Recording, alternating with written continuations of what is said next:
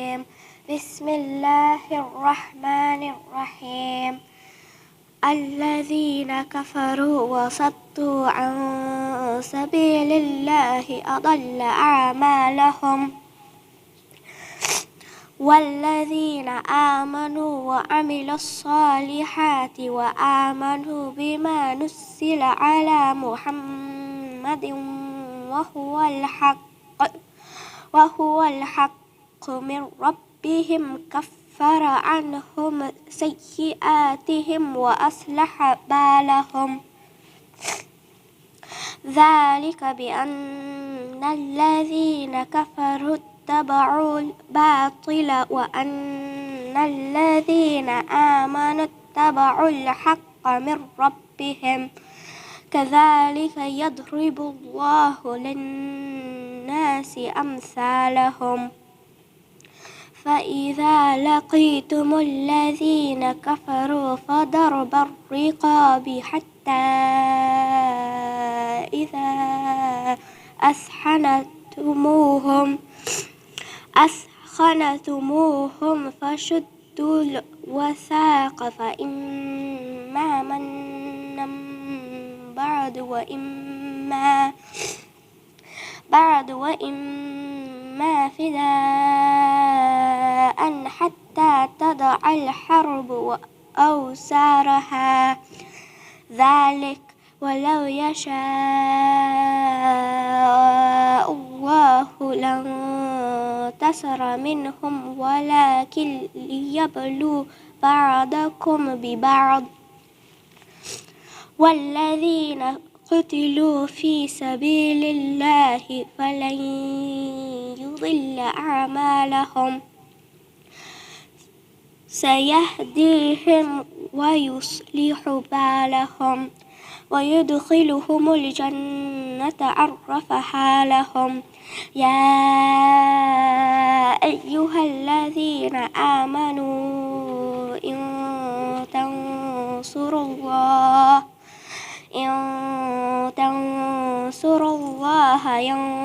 ينصركم ويثبت أقدامكم والذين كفروا فتعسا لهم وأضل أعمالهم ذلك بأنهم كرهوا ما أنزل الله فأحبط أعمالهم أفلم يسيروا في الأرض فينظروا كيف كان عاقبة الذين من قبلهم دمر الله عليهم وللكافرين أمثالها ذلك بأن الله مولى الذين آمنوا وأن الكافرين لا مولى لهم إن الله يدخل الذين آمنوا وعملوا الصالحات جنات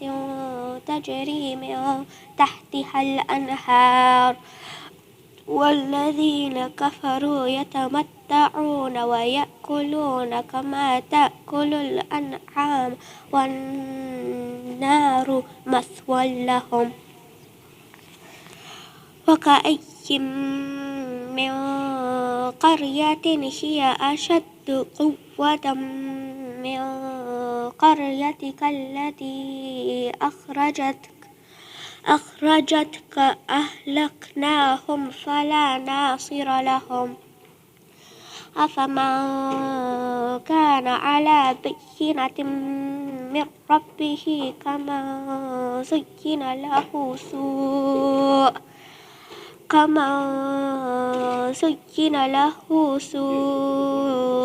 عمله واتبعوا أهواءهم مثل الجنة التي وعد المتقون فيها أنهار من ماء غير آسن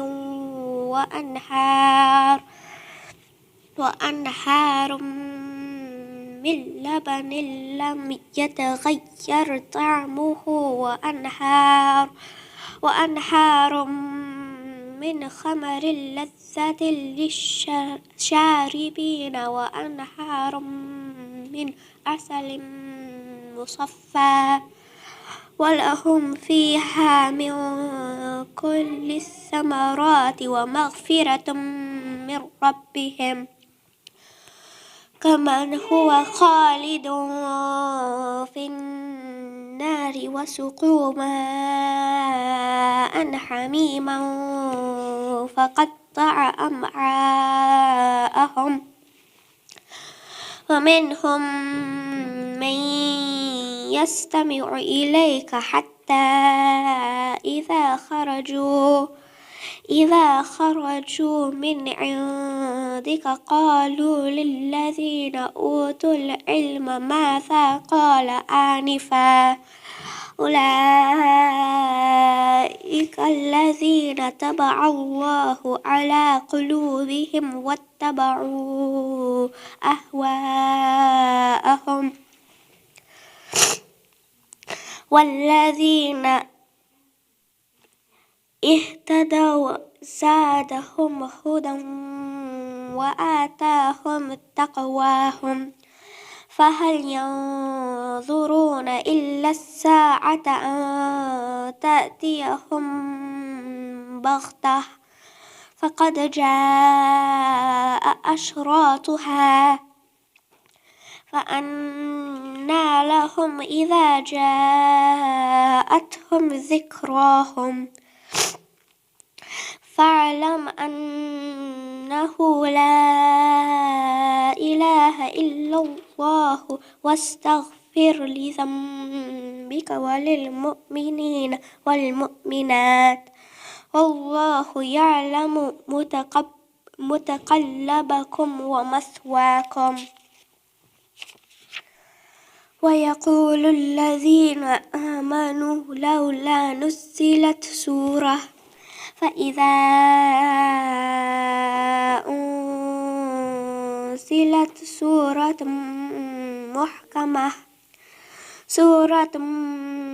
محكمة وذكر فيها القتال رأيت الذين في قلوبهم مرض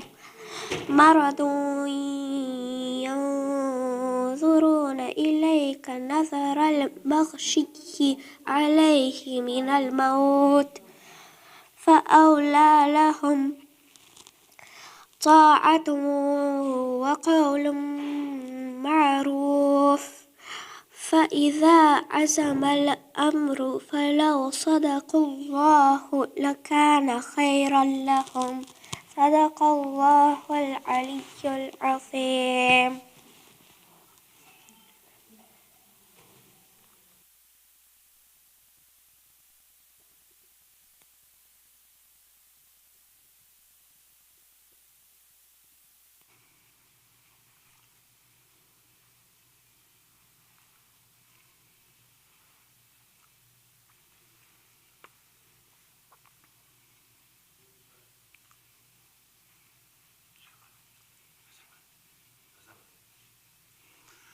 اللهم صل على محمد وآل محمد. بسم الله الرحمن الرحيم.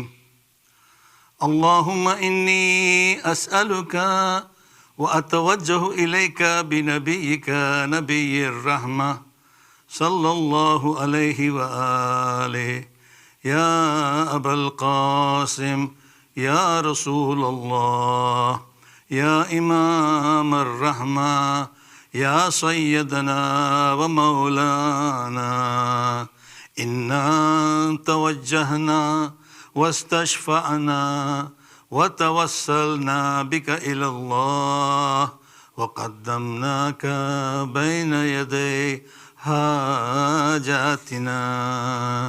يا وجيها عند الله اشفع لنا عند الله يا أبا الحسن يا أمير المؤمنين يا علي بن أبي طالب يا حجة الله على خلقه يا سيدنا ومولانا إنا توجهنا واستشفعنا وتوسلنا بك إلى الله وقدمناك بين يدي حاجاتنا يا وجيها عند الله اشفع لنا عند الله يا فاطمة الزهراء يا بنت محمد يا قرة عين الرسول يا سيدتنا ومولاتنا إنا توجهنا واستشفعنا وتوسلنا بك إلى الله وقدمناك بين يدي حاجاتنا يا وجيهة عند الله اشفعي لنا عند الله يا أبا محمد يا حسن بن علي أيها المجتبى يا ابن رسول الله يا حجة الله على خلقه يا سيدنا ومولانا إنا توجهنا واستشفعنا وتوسلنا بك إلى الله وقدمناك بين يدي حاجاتنا يا وجيها عند الله اشفع لنا عند الله يا أبا عبد الله يا حسين بن علي أيها الشهيد يا ابن رسول الله يا حجة الله على خلقه يا سيدنا ومولانا إنا توجهنا واستشفعنا وتوسلنا بك إلى الله وقدمناك بين يدي حاجاتنا يا وجيها عند الله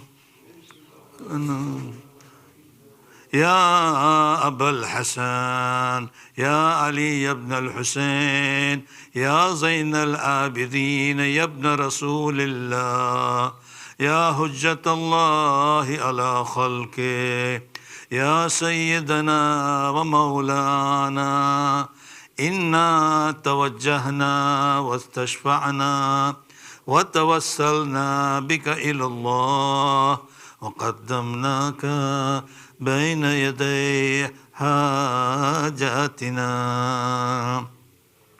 يا وجيها عند الله اشفع لنا يا أبا جعفر يا محمد بن علي أيها الباقر يا ابن رسول الله يا حجة الله على خلقه يا سيدنا ومولانا إنا توجهنا واستشفعنا وتوسلنا بك إلى الله وقدمناك بين يدي حاجاتنا يا وجيها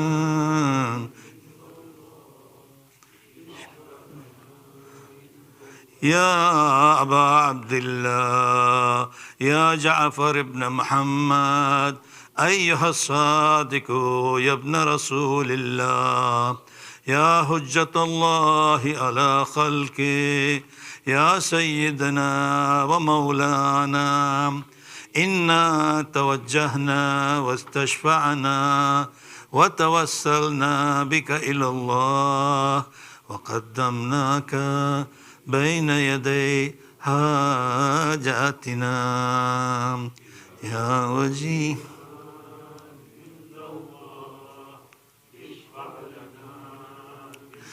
يا أبا الحسن يا موسى بن جعفر أيها الكاظم يا ابن رسول الله يا حجة الله على خلقه يا سيدنا ومولانا إنا توجهنا واستشفعنا وتوسلنا بك إلى الله وقدمناك بين يدي حاجاتنا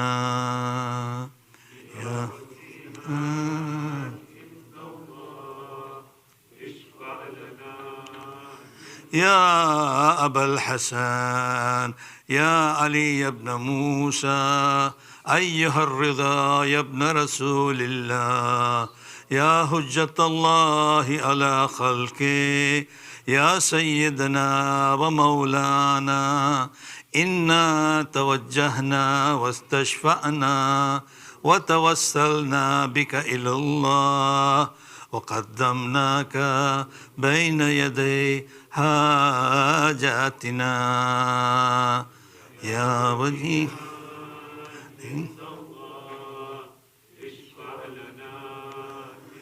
يا أبا جعفر يا محمد بن علي أيها التقي الجواد يا ابن رسول الله يا حجة الله على خلقه يا سيدنا ومولانا إنا توجهنا واستشفعنا وتوسلنا بك إلى الله وقدمناك بين يدي حاجاتنا يا وجيها عند الله يا أبا الحسن يا علي بن محمد أيها الهادي النقي يا ابن رسول الله يا حجة الله على خلقه يا سيدنا ومولانا إنا توجهنا واستشفعنا وتوسلنا بك إلى الله وقدمناك بين يدي حاجاتنا إن الله يا أبا محمد يا حسن بن علي أيها الزكي العسكري يا ابن رسول الله يا حجة الله على خلقه يا سيدنا ومولانا إنا توجهنا واستشفعنا وتوسلنا بك إلى الله وقدمناك بين يدي حاجاتنا يا وجيها الله يا وصي الحسن والخلف الحجة أيها القائم المنتظر المهدي يا ابن رسول الله يا حجة الله على خلقه يا سيدنا ومولانا إنا توجهنا واستشفعنا وتوسلنا بك إلى الله وقدمناك بين يدي حاجاتنا يا وجيها عند الله اشفع لنا عند الله يا وجيها عند الله اشفع لنا عند الله يا وجيها عند الله اشفع لنا عند الله حاجات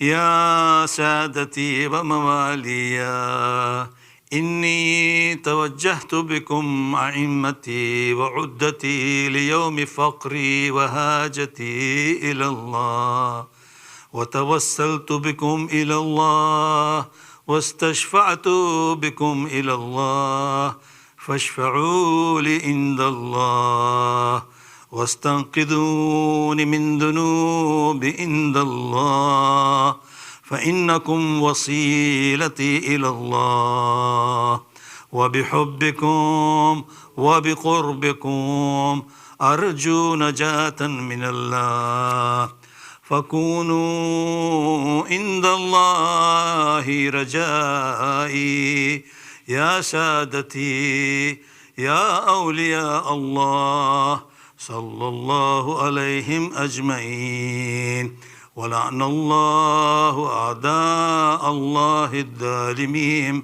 من الأولين والآخرين آمين رب العالمين.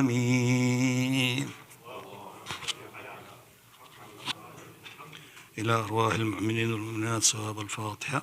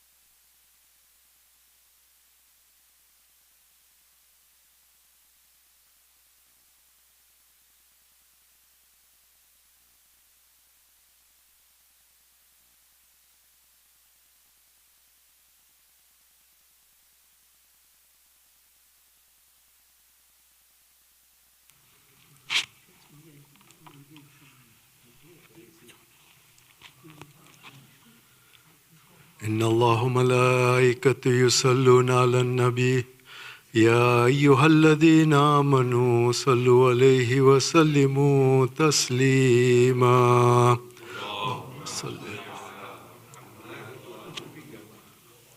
الله أكبر الله أكبر الله أكبر الله أكبر أشهد أن لا إله إلا الله أشهد أن لا إله إلا الله أشهد أن محمد رسول الله أشهد أن محمد رسول الله. اللهم صل. أشهد أن أمير المؤمنين عليا ولي الله أشهد أن أمير المؤمنين وإمام المتقين عليا حجة الله. حي على الصلاة حي على الصلاة حي على الفلاح حي على الفلاح حي على خير العمل حي على خير العمل. الله أكبر الله أكبر لا إله إلا الله لا إله إلا الله.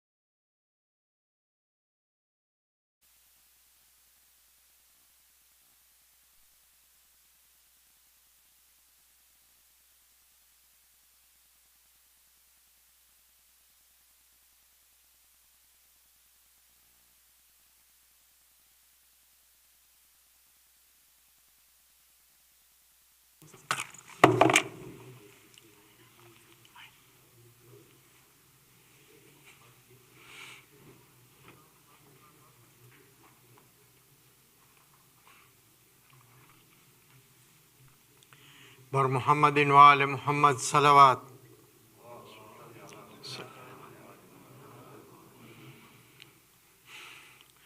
کربل کی کہانی جب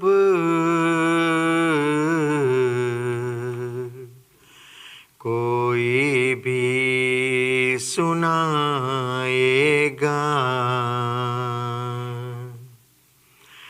دل والوں کی آنکھوں سے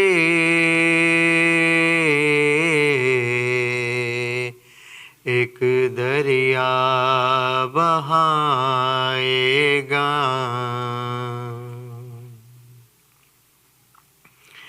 وہ کارواں سرور کا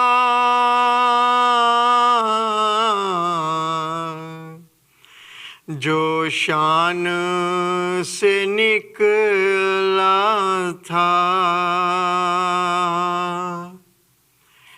سغرا کو خبر کیا تھی،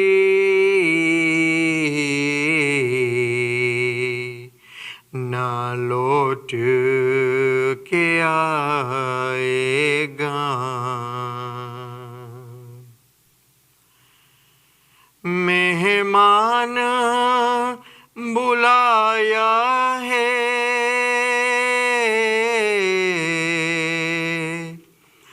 ایک کوفیو سرور کو،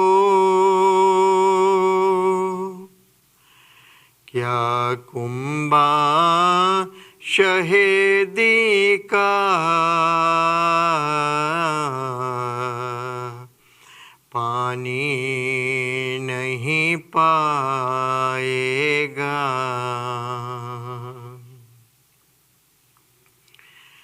پامال ہوا قاسم یوں گورو کی ٹاپوں سے، کس طرح چچا تیری میت کو اٹھائے گا. تھا تو کہ کٹنے کا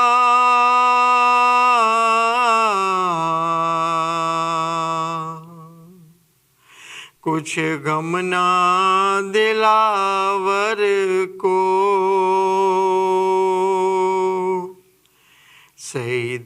سیدانیوں کا پردہ اب کون بچائے گا. ٹوٹی ہے کمر شیکی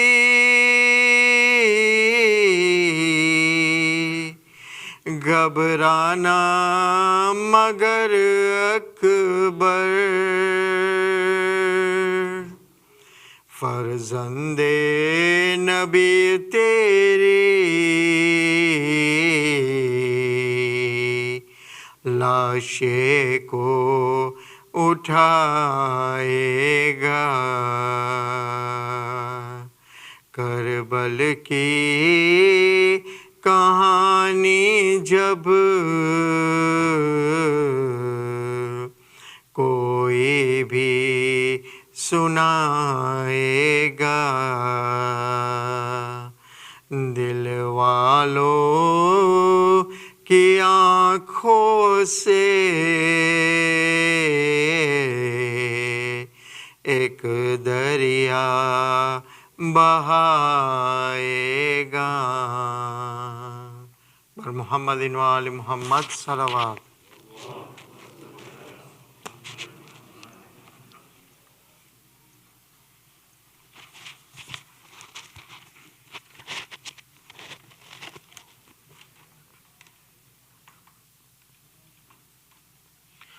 Bismillah ar-Rahman ar-Rahim.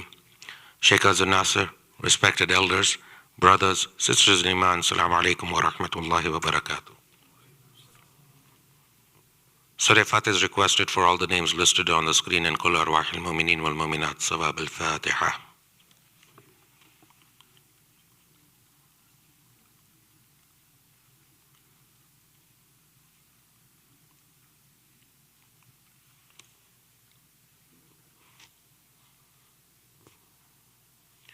Ayat Yama Yujibun is requested for all the names listed on the screen and whoever is in need of it here and elsewhere. Let us all recite it together. Bismillahir Rahmanir Rahim. أَمَّنْ يُجِيبُ الْمُضْطَرَّ إِذَا دَعَاهُ وَيَكْشِفُ السُّوءَ أَمَّنْ يُجِيبُ الْمُضْطَرَّ إِذَا دَعَاهُ وَيَكْشِفُ السُّوءَ أَمَّنْ يُجِيبُ الْمُضْطَرَّ إِذَا دَعَاهُ وَيَكْشِفُ السُّوءَ أَمَّنْ يُجِيبُ الْمُضْطَرَّ إِذَا دَعَاهُ وَيَكْشِفُ السُّوءَ أَمَّنْ يُجِيبُ الْمُضْطَرَّ إِذَا دَعَاهُ وَيَكْشِفُ السُّوءَ اللهم صل على محمد وعلى محمد. Our Muharram Safar budget is open. Please see a brother Abbas Allu or brother Sibtin Yusuf Ali in the gents side or sister Fatima Abdul Hussein in the ladies side to make your noble contribution towards this noble cause. Now we will have Sheikh Azhar Nasser for tonight's majlis by Muhammadin wa ali Muhammad salawat.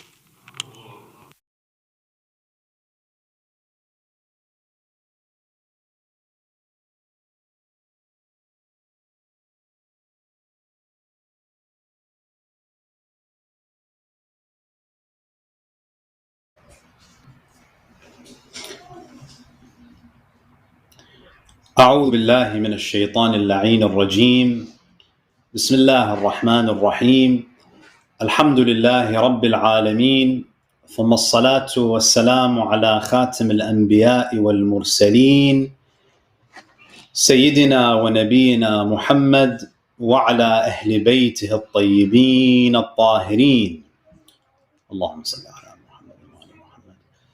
صلى الله عليك يا رسول الله، صلى الله عليك يا سيدي ويا مولاي يا أبا عبد الله، يا رحمة الله الواسعة ويا باب نجاة الأمة ويا عبرة كل مؤمن ومؤمنة. يا ليتنا فيا ليتنا كنا معكم سيدي فنفوز والله فوزا عظيما. قال تعالى في كتابه الكريم: بسم الله الرحمن الرحيم: والعصر إن الإنسان لفي خسر إلا الذين آمنوا وعملوا الصالحات وتواصوا بالحق وتواصوا بالصبر. صدق الله العلي العظيم. عطروا أفواهكم وزينوا مجالسكم بذكر الصلاة على محمد وآل محمد. اللهم صل على محمد. Respected elders, brothers and sisters, Assalamu alaikum wa rahmatullahi wa barakatuh. Last night, we spoke briefly about the excellence of the Holy Quran and the merits of the Quran, and we examined a tradition from Imam al-Baqir alayhi salam, which is recorded in Usul al-Kafi, where the Imam alayhi salam speaks about the position of the Quran on the Day of Judgment. The Day of Judgment, as we've mentioned, is a day in which the reality of things are revealed. In Alam al-Dunya, oftentimes we don't encounter the essence of a thing. And therefore, we typically belittle or we fail to appreciate the essence of a thing. For instance, a mu'min in this life may be perceived to be an ordinary person because we often judge by what we see externally. However, on the Day of Judgment, Allah subhanahu wa ta'ala says, يَوْمَ تُبْلَى السَّرَائِرُ. The inner realities of things are exposed. The Quran in Alam al-Dunya is in the form of a book. Physically, it resembles other books. And for this reason, sometimes we take it for granted. We fail to appreciate its value and its profundity and its essence. So Imam al-Baqir, he speaks about the position of the Quran on the Day of Judgment, and he highlights that on the Day of Judgment, the Quran will assume a form. Because we know from the hadith literature that our actions will materialize on the Day of Judgment. The concept of tajseedul a'mal. Our actions will materialize. Similarly, the Quran will take a form. It will materialize on the Day of Judgment. And it will assume a form that is so attractive, so mesmerizing, that the prophets will be bewildered by it. The malaika will be bewildered. And everyone will wonder, who is this person? Until it is revealed that this is the Quran. Allah reveals that this is my hujjah upon creation. Through it, I reward, and through it, I punish. There's a beautiful tradition from Imam Zainul Abidin alayhi salam, where he says, لو مات من بين المشرق والمغرب لما استوحشت بعد أن يكون القرآن معي. Imam Zainul Abidin, he says, and Imam Zainul Abidin, of course, he understands the essence of the Quran. He appreciates the Quran in a way that you and I are not able to. He says, if everyone in the East and in the West were to perish, if all people were to perish in the East and in the West, I would not feel lonely as long as the Quran is with me. This hadith from Imam Zainul Abidin is quite intriguing, because we know that human beings are social creatures. Human beings need human interaction. In fact, solitary confinement is a torture technique. We cannot survive in isolation because there would be a void. There would be a void within us, and this void would end up destroying us. We need that human interaction. Here, Imam Zainul Abidin, he says that hypothetically, if everyone perished and there was not a single human being on earth, Imam Zainul Abidin says, I would not feel lonely. Because Imam Zainul Abidin he finds comfort in the Quran. So much comfort and serenity that he draws from the Quran, that if there were no human beings and he was in isolation, he had no interaction with other human beings, he would not descend into loneliness. Why does Imam Zainul Abidin alayhi salam receive this from the Quran? It's because Imam Zainul Abidin understands the reality of the Quran. We have to ask ourselves, of course, we are not able to live in such a way. We don't draw that kind of comfort and inspiration from the Quran, but at the very least we should ask ourselves, does the Quran give us some comfort? Meaning, if I'm sitting at home on a Sunday afternoon and there is no one at home, can I pick up the Holy Quran and read it and derive comfort from it on some level? If the answer is no, that means there's a problem. Because the Quran has the capacity to fill the voids in our lives. There's another tradition where one of the companions of Imam Zainul Abidin, he says, describing the condition of Imam al-Sajjad when he would recite the Quran.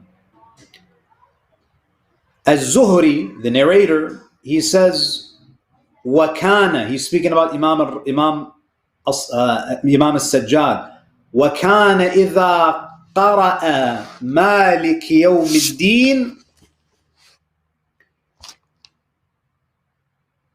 يكررها حتى كاد أن يموت. When Imam Zainul Abidin would recite Surah Al-Fatiha, he would recite, and when he would reach Maliki Yawmiddin, he would repeat it again and again and again until the narrator says that his condition would change and we felt that he may die. He can't just read the Quran casually, the way that maybe you and I read the Quran. Why does this happen? Again, because he appreciates the beauty of the Quran. I'll give you a very simple example to illustrate this. If a person who has no background in art, they have no knowledge of the arts, and you take such a person to an art gallery. Imagine you take someone who has no background in art history, who has no knowledge of paintings or portraits. They have no artistic inclinations. If you take such a person to an art gallery, they may be able to view all of the art pieces in the gallery in 10 minutes. They can move very quickly from one exhibit to another.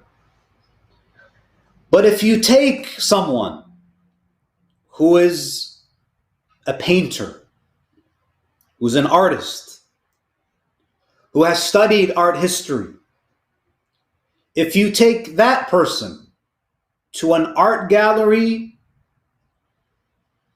they could spend an entire hour appreciating one painting. Why? Because they see something else in the painting. They can appreciate the fine details. They understand the mood of the artist. They can appreciate what they're looking at because they understand, they have knowledge. You and I, when we read the Quran, we are like that amateur who doesn't have a deep understanding of art, and we go through the art gallery of the Quran very quickly. We recite very quickly, we recite casually. But when you're like Imam Zainul Abidin, who has a deep knowledge of the Quran, you can spend hours on a single ayah. You can appreciate the beauty of a single verse because you understand what you're reciting. You have an understanding of what the Quran is. And inshallah, as we go through these nights, my hope is that we will have a deeper understanding of what the Quran actually is. Going back to Al-Kafi, last night we began with the first hadith. I gave you from the first hadith where Imam al-Baqir speaks about status of the Quran on the Day of Judgment. There is a section within that chapter where the Prophet speaks about people who are known as Ahlul Quran.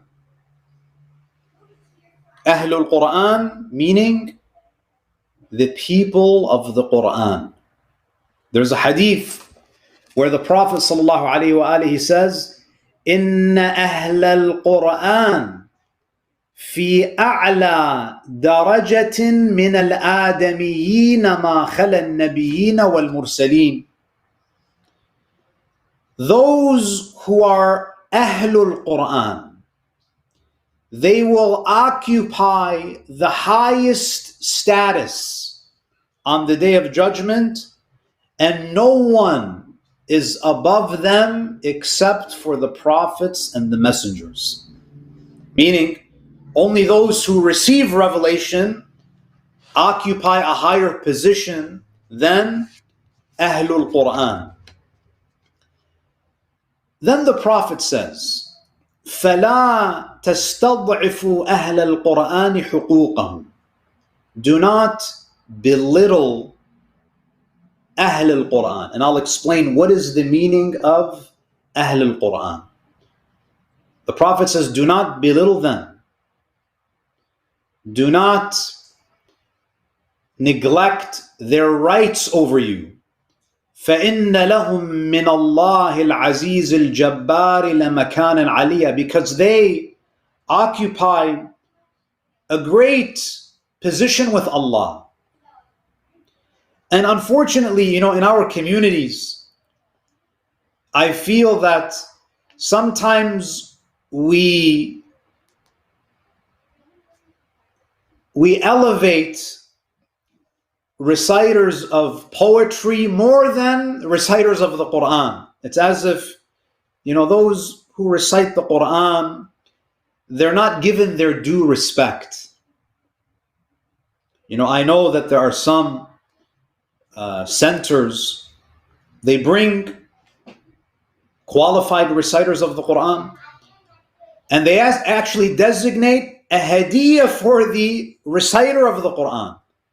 In the same way that they honor the speaker, they also honor the reciter of the Quran. And I think this is an important practice to establish, that we have to afford proper respect and honor to those who recite the Book of Allah, especially in a formal capacity, who have mastered the art of tajweed and so on. So the Prophet says, do not diminish, do not belittle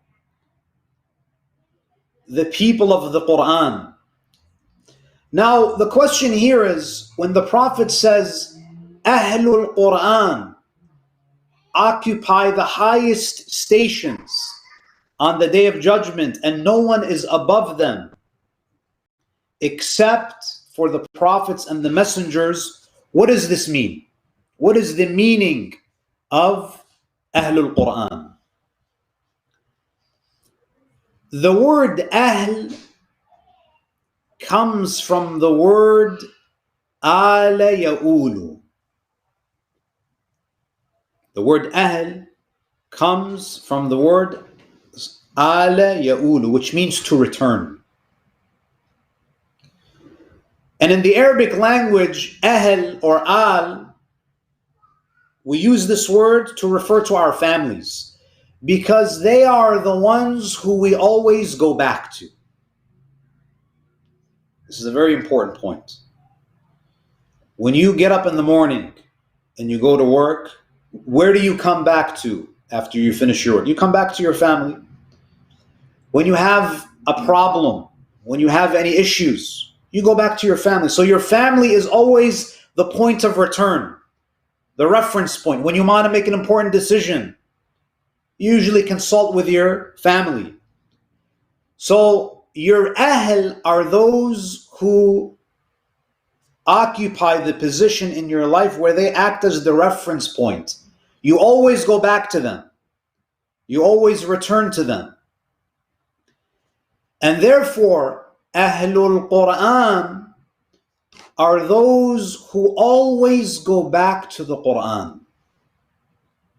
Whenever they are confronted with a question, they refer to the Quran. When they have a problem, they refer to the Quran. The Quran is always their reference point. Whether they are in times of sadness, in times of joy, they return to the Quran. The Quran is a place that they return to at every point in their lives, no matter what they encounter. The Quran is always with them. They always go back to it.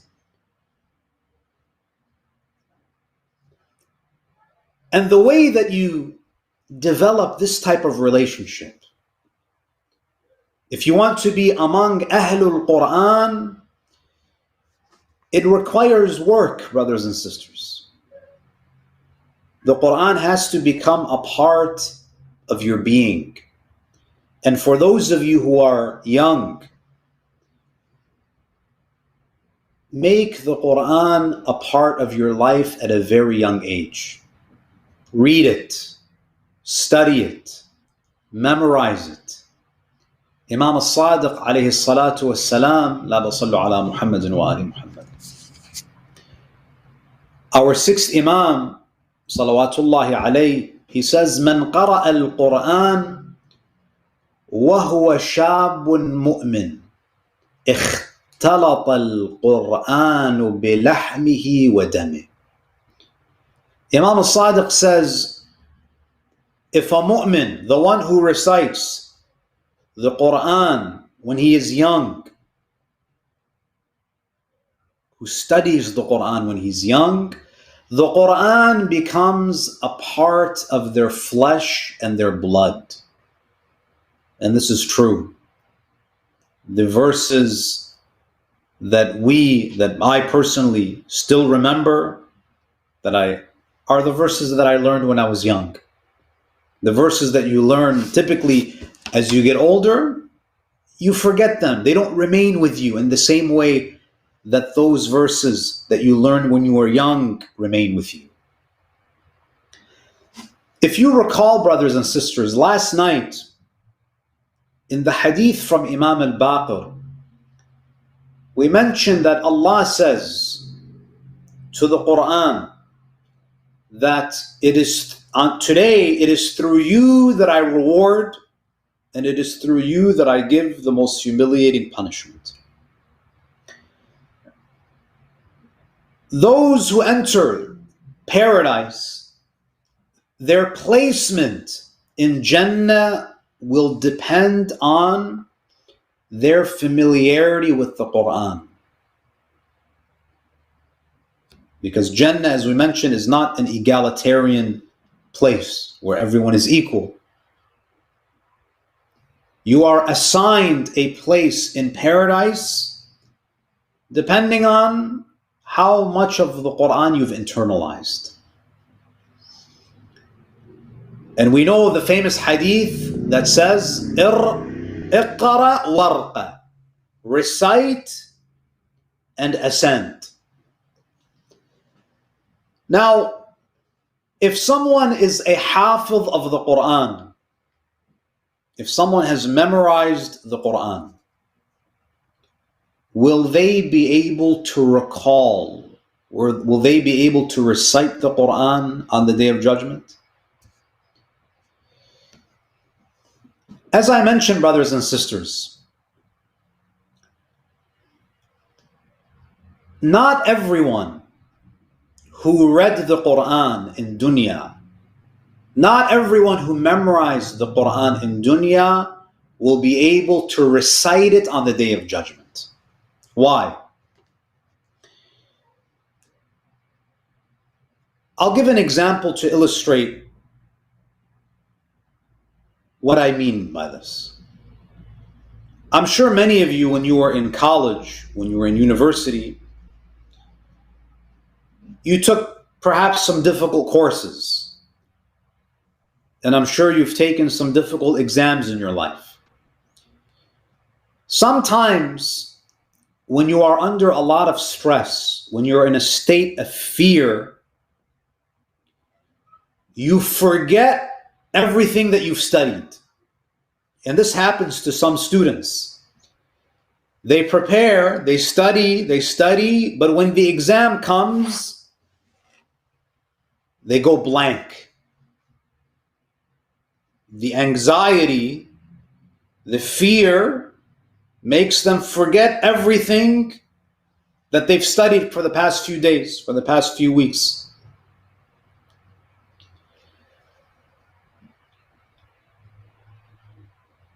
On the Day of Judgment is the most stressful day. Allah subhanahu wa ta'ala in Surah Al-Hajj, ayah number 2, He says, يَوْمَ تَرَوْنَهَا تَذْهَلُ كُلُّ مُرْضِعَةٍ عَمَّا أَرْضَعَتْ وَتَضَعُ كُلَّ ذَاتِ حَمْلٍ حَمْلَهَا وَتَرَى النَّاسَ سُكَارَى وَمَا هُمْ بِسُكَارَى وَلَكِنَّ عَذَابَ اللَّهِ شَدِيدٌ. On the Day of Judgment, the scene of Qiyamah will be so frightening that a mother will forget her child. This is the fear. This is what the anxiety and the stress of that day will do, where a woman will give birth and forget her child. When we are in a state of intense fear, we forget things that we've known for years. This is the reality of our condition. And this is why, brothers and sisters, when a person dies, many of you have attended funerals, and you're familiar with talqeen. When a person dies, it's mustahab to do talqeen. It's mustahab to do talqeen when a person is in a state of ihtidar, when they're on their deathbed, before they're put into the grave, and after. There are 3 times when we do ihtidar. When we perform talqeen, what do we say to the mayyit? What do we say to the deceased? We say to them, for example, before we put them in their grave, if the 2 angels come to you and ask you about your Lord, tell them that Allah is my Lord. Muhammad is my messenger. If they ask you about your book, tell them the Quran is my book, and so on.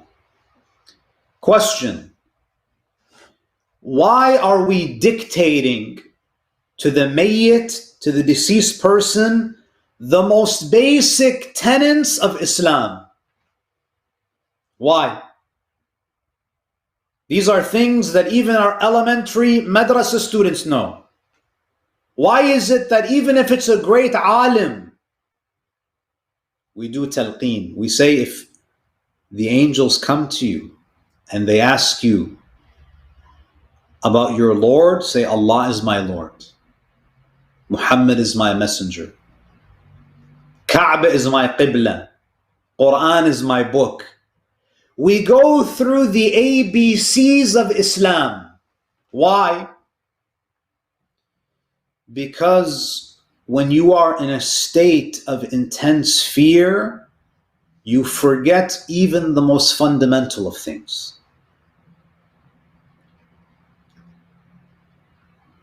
Unless those things are a part of you.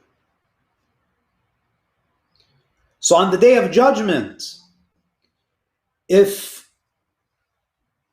the Quran was stored in your memory, it will be erased. The fear and the stress of Yawm al-Qiyamah will wipe your memory. But if the Quran is stored in your being, and if it's been internalized by your soul, whereby it is a fixed quality, you have malaka of the Quran, then it will be easy for you to recall because it's a part of you. It's not something that was superficially memorized. Many people, they memorize the Quran, but it's a superficial memorization. It has not penetrated deep into the soul. And the only way that the Quran penetrates deeply into the soul is if it is practiced. This is how the Quran becomes a part of us. Now, we'll go into more detail on this tomorrow, but very quickly, some of us, we become discouraged when we try to study the Quran. Because, for instance, we don't read Arabic, and because we don't read Arabic and we struggle, we find hardship when we recite the Quran, we become discouraged and we abandon any pursuit to deepen our understanding of the Quran.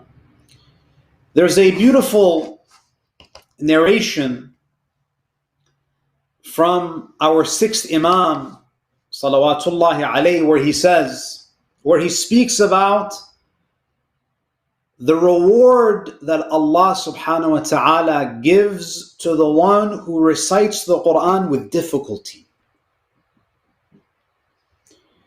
So this is a glad tiding for those who struggle when they read the Quran. Imam al-Sadiq says, "Man qara'ahu kathiran wa ta'ahadahu bimashaqqa min shiddati hifdhihi." Whoever frequently recites the Quran and encounters difficulties, whether it's difficulty understanding the meaning or difficulty pronouncing the words, if you face any difficulty when you try to learn and study the Quran, Imam al-Sadiq says, أَعْطَاهُ اللَّهُ أَجْرَ هَذَا مَرَّتَيْنِ. Allah gives you double the reward. He rewards you for your efforts, for studying the Quran, for trying to connect to the Quran, and He compensates you for the struggle. So He rewards you for reciting the Quran and studying the Quran, and He compensates you for enduring that difficulty when you try to study the Quran. So we shouldn't be discouraged, brothers and sisters, if we find it difficult, if we're struggling to recite the Quran properly. We should remember the words of Imam Sadiq, who says the reward is double. Allah subhanahu wa ta'ala is not oblivious to the struggle that you're experiencing. He will reward you for the recitation and for the struggle that you experience when you recite. And one final hadith, and inshallah we'll continue our discussion tomorrow. Tomorrow, inshallah, we'll speak about the meaning of tanzeel. What do we mean? What does Allah mean when He says He sent down the Quran? There's a hadith from Imam al-Sadiq, so we'll speak about that tomorrow and in the subsequent nights. Imam al-Sadiq says, ينبغي للمؤمن أن لا يموت حتى يتعلم القرآن أو يكون في تعليمه. Imam al-Sadiq, he says, and this is an important lesson to us who claim to be the followers of Imam al-Sadiq. Imam al-Sadiq says, ينبغي للمؤمن, a mu'min should be in the following state before he dies. Meaning, when Malakul Maut comes to take your soul, Imam al-Sadiq is advising you to be one of these two people. Either be someone who has learned the Quran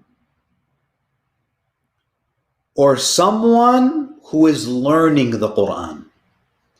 Meaning that you need, either you should be teaching the Quran. Basically, Imam al-Sadiq is saying this: do not allow Malakul Maut to meet you unless you are either a teacher of Quran or a student of the Quran. Now, my dear brothers and sisters, if we are not regularly taking tafsir classes or reading tafsir of the Quran on a regular basis, where we would qualify to be called students of the Quran, Imam al-Sadiq says, this is not how I want my Shia to meet death. I want them either to be teachers of the Quran or students of the Quran. Do not be anything of these two. You need to be one of them. You're either teaching Quran or you are learning the Quran. And if you can combine the two, then that is even better. That is nurun ala nur. My dear brothers and sisters, this is the eve of the 2nd of Muharram. The narrations mention that on the 2nd of Muharram, Imam al-Hussein alayhi salam, his caravan, arrived in the land of Karbala. However, as you know, brothers and sisters, Imam al-Hussein alayhi salam, for 4 to 5 months, he was residing in Mecca. And this is where he received thousands upon thousands of letters from the people of Kufa inviting him to Kufa so that he could lead a rebellion against the Umayyads. Imam al-Hussein alayhi salam, he departs Mecca on Yawm al-Tarwiyah, on the 8th of Dhul Hijjah. People are preparing to go for Arafat. Imam al-Hussein, he leaves. And this is a very powerful lesson for us. It's as if Imam al-Hussein is saying that, what value does Hajj have when you are silent about the oppression of Yazid? What value? This Hajj is a ritual without soul if you are going to live in humiliation and accept Yazid ibn Muawiyah as the Khalifa of the Prophet. Imam al-Hussein leaves Mecca and he travels for 23 days through the deserts and the valleys until he approaches the outskirts of Kufa. Ubaydullah ibn Ziyad receives word that Hussein has left Mecca and he is now preparing to enter Kufa. He sends one of his most decorated commanders by the name of Hurr ibn Yazid al-Riyahi with a brigade of 1,000 men, and his mission is to block Imam al-Hussein alayhi salam from entering Kufa. So he comes and he intercepts Imam al-Hussein. The narrations say that when the women and the children of Imam al-Hussein saw the army of Hurr, 1,000 men, armed to the teeth, the daughters of Imam al-Hussein became frightened. You can imagine, young girls seeing a massive army. Imam al-Hussein alayhi salam became angered when he saw how much fear this army put in the hearts of the women of Bani Hashim and the women and the children who were with him. And he says to him, Imam al-Hussein says to Hur, "Thakalatka ummuk." How could you put fear and terrorize the daughters of Rasulullah? Hurr ibn Yazid al-Riyahi says to Imam al-Hussein, "Yabna Rasulullah." And Hurr was a very brave man. Hurr says, Ya Aba Abdullah, if anyone else spoke to me this way, I would have responded by saying the same to them. ثَكَلَتْكَ أُمُّكَ means may your mother grieve for you, meaning may God destroy you. May you die. Hur says, if anyone else said this to me, Ibn Rasulullah, I would have responded, but you are the grandson of the Prophet and your mother is Fatima. So I will not speak to you in the way that I would speak to someone else who would say that to me. One of the qualities that Hur had was that even though he intercepted Imam al-Hussein and prevented him from entering Kufa, Hur still had respect for Imam al-Hussein. So much so that when it was the time for Salah, Imam al-Hussein turns to him and said that it's the time of Salah. Do you wish to join us or do you want to lead your men in Salah? Hur says, Ya Ibn Rasulullah, it would be our honor for you to lead us in prayer. But he says to the Imam, after we finish praying, I have orders that you have to leave. You cannot enter Kufa. So Imam al-Hussein alayhi salam, he looks around and he says, is there anywhere nearby that we can go and camp out? We're barred from entering Kufa. Is there any land that is suitable for us to camp? There was a man by the name of At-Tarimmah. He says, Ya Ibn Rasulullah, I can take you to a patch of land that is not too far away, that is close to the Euphrates River. And this would be a suitable place for you to camp, for your family to rest and for you to settle for a while. Imam al-Hussein says, okay.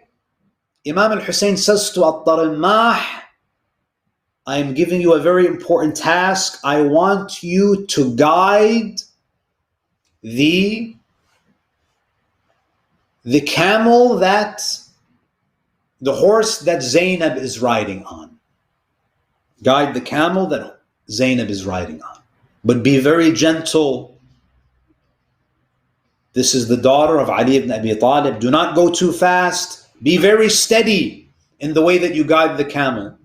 At-Tarimmah, as he takes and he guides the caravan of Imam al-Hussein to this patch of land, he begins reciting some lines of poetry.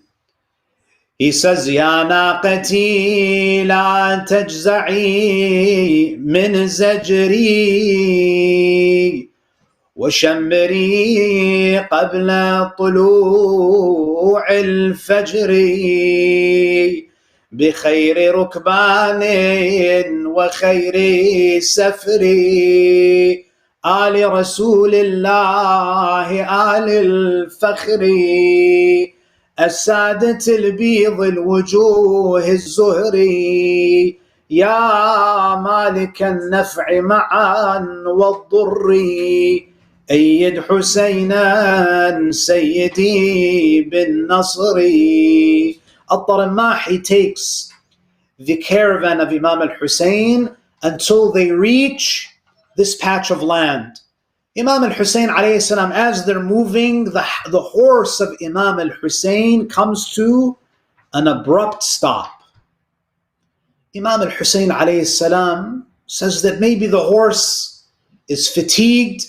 He switches horses to continue moving, but the second horse also does not advance. Imam al-Hussein alayhi salam, he sees that this must be a sign. He asks, Ashabi, masmu hadhihi al-ard? What is the name of this land? They say to him, Aba Abdullah, innaha al-Ghadriyat. Ya Aba Abdullah, this is the land of al-Ghadriyat. The Imam says, does it have another name? They say, Ibn Rasulillah, this is the land of Shati'ul Furat. This is the land of the bank of the Euphrates. Imam al-Hussein says, does it have another name? They say to him, Ya ibn Rasulillah, it is also called the land of Nainawa. Imam al-Hussein says, is there another name? There was a Bedouin who was passing by. They asked him, does this land have another name? He says, Na'am innaha ardu Karbala. When Imam al-Hussein hears the name Karbala, he looks up at the sky and he says, Allahumma inni a'udhu bika min al-karbi wal-bala. Oh Allah, I seek refuge with you from tribulation and affliction. Then Imam al-Hussein alayhi salam, he turns to his ashab, he turns to everyone and he says, Ha huna mahattu rihalina. We've reached our destination. This is where we will set camp. Ha huna tuqtalu rijaluna. This is where our men will be slaughtered. Ha huna tudhbahu atfaluna. This is where our children will be massacred. Ha huna tuhraqu khiyamuna. This is where our tents will be burned. Ha huna tusba nisauna. This is where our women will be taken as captives. La hawla wa la قوة إلا بالله العلي العظيم وسيعلم الذين ظلموا أي منقلب ينقلبون والعاقبة للمتقين. We ask Allah Azza wa Jal to illuminate our hearts with the teachings of Muhammad wa Ali Muhammad. We ask Allah Azza wa Jal to honor us with the ziyarah of Imam al-Hussein alayhi salam. We ask Allah to protect the zuwar of Imam al-Hussein. We ask Him to grant shifa to all those who are sick for the sake of Imam al-Hussein and for the sake of Imam Zainul Abidin. And most importantly, we ask Allah, even if we are not deserving, we ask Allah to include us among those who receive the intercession, the shafa'ah of Muhammad wa Ali Muhammad on the Day of Judgment. يَوْمَ لَا يَنْفَعُ مَالٌ وَلَا بَنُونَ إِلَّا مَنْ أَتَى اللَّهَ بِقَلْبٍ سَلِيمٍ وآخر دعوانا أن الحمد لله رب العالمين وصلى الله على محمد وآله الطاهرين.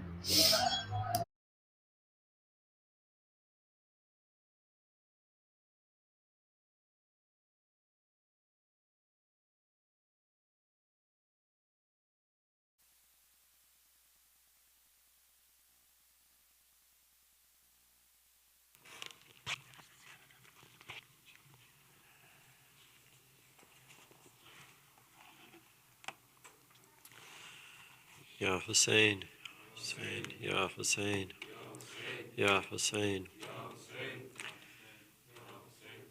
Sughra गश से चौंक कर उठे, सुगरा गश से चौंक कर उठे, बोली sir को पीते हुए, हाय मेरी नींद उड़ गई, हाय मेरी नींद उड़ गई, मेरे बाबा खैरियत से हो, मेरे बाबा खैरियत से हो, मेरे बाबा खैरियत से हो, मेरे बाबा खैरियत से हो। देखा आज मैंने कैसा ख्वाब, रेत पर परे है कुछ गुलाब, चुन रहे हैं जिनको बूतराब, खून रो रहा है आफताब, हाय मेरी नींद उड़ गई, मेरे बाबा खैरियत से हो,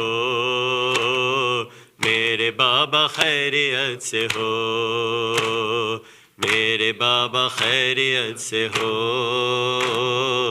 मेरे बाबा खैरियत से हो। एक तरफ अलम है खून में तर, झुक गए है शाह की कमर, जा रहे है जिस तरफ नजर, बीबियाँ खड़ी है नंगे सर, ہائے میری نیند اڑ گئی، میرے بابا خیریت سے ہو، میرے بابا خیریت سے ہو، میرے بابا خیریت سے ہو، میرے بابا خیریت سے ہو۔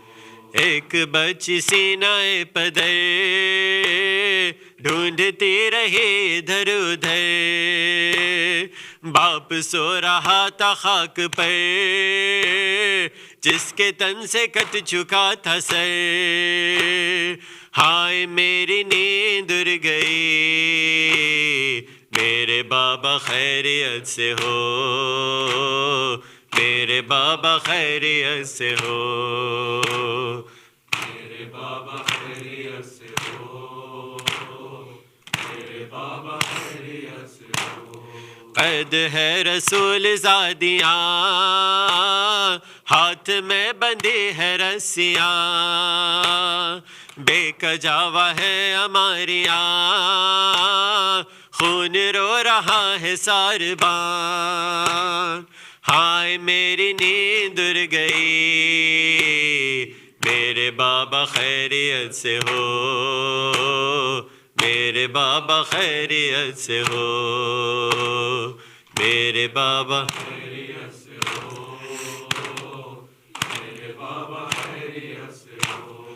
خواب یہ بڑا عجیب تھا، بادشاہ دی غریب تھا، کیا یہی میرا نصیب تھا، بے کفن میرا طبیب تھا، ہائے میری نیند اڑ گئی، میرے بابا خیریت سے ہو، میرے بابا خیریت سے ہو، میرے بابا خیریت سے ہو، میرے بابا خیریت سے ہو۔ رحم اللہ من قرأ الفاتحة۔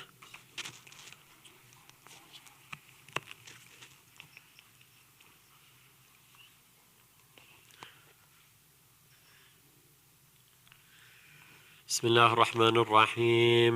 اللهم كن لوليك الحجة ابن الحسن صلواتك عليه وعلى آبائه في هذه الساعة وفي كل ساعة وليا وحافظا وقائدا وناصرا ودليلا وعينا حتى تسكنه أرضك توعا وتمتعه فيها طويلا.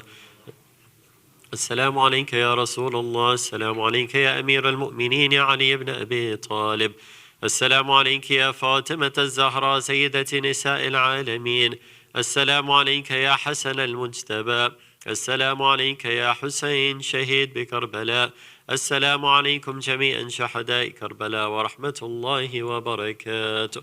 السلام عليك يا علي بن الحسين زين العابدين، السلام عليك يا محمد بن علي الباقر، السلام عليك يا جعفر بن محمد الصادق، السلام عليك يا موسى بن جعفر الكاظم، السلام عليك يا علي بن موسى الرضا، السلام عليك يا محمد بن علي التقي، السلام عليك يا علي بن محمد النقي، السلام عليك يا حسن بن علي العسكري، السلام عليك يا حجة الله يا ابن الحسن، يا صاحب الأسر والزمان، سيدي الأمان الأمان الأمان من فتنة الزمان، السلام عليك يا خليفة الرحمن، السلام عليك يا شريك القرآن، السلام عليك يا كعبة الإيمان، السلام عليكم ورحمة الله وبركاته.